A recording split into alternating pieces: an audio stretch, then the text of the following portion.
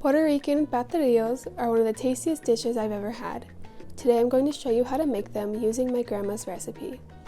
Before we start, let's go over what a pastelillo is. The definition of a pastelillo, according to the Nursery, a culinary website run by a Puerto Rican chef, is a small turnover made with a thin dough similar to a pasta dough that is crimped at the edges and fried.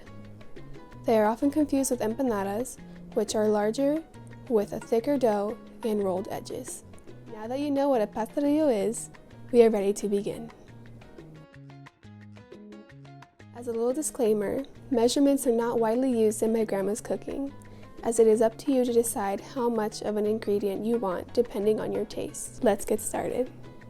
Hello everyone, today we are in my grandma's kitchen to make some Puerto Rican beef pastelillo. So first we're going to put our hair back because we don't want any hair in our food. And then we're going to go wash our hands because it's important to have clean hands while you cook.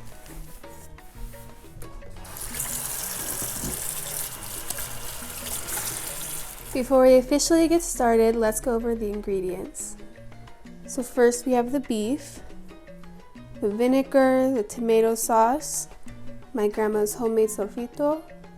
We have some spoons, sazon, which is some seasoning, black pepper, adobo, and the dough for the pastelillos.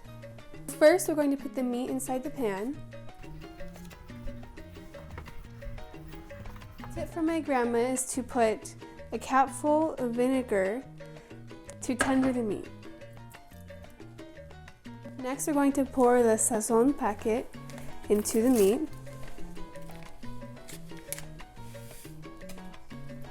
The next step is to add the adobo.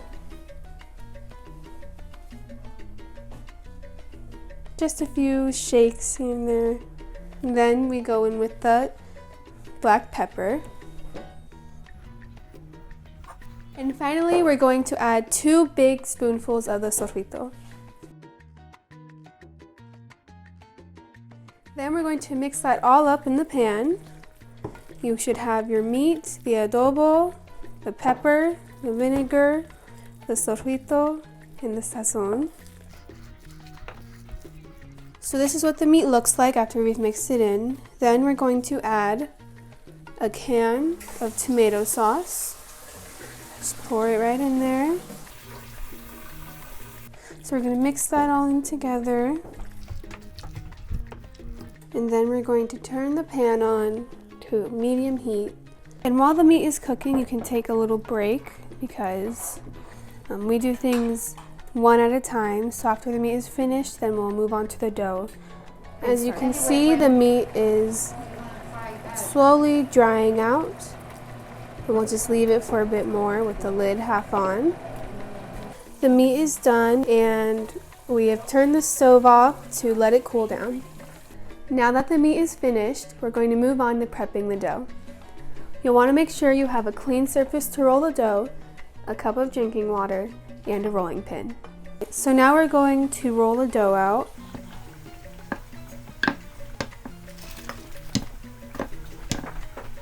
Alright, now we're going to put some meat in the middle.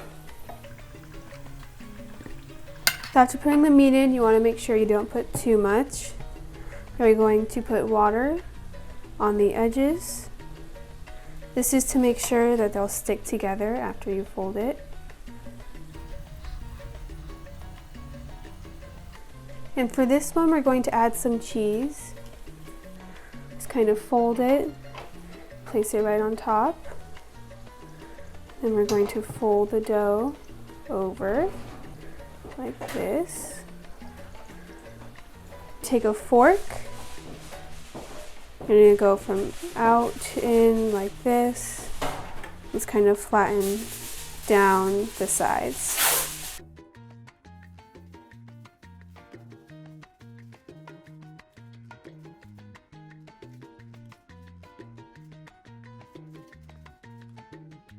Now we're going to put some into the pan. You have to make sure the oil is very hot.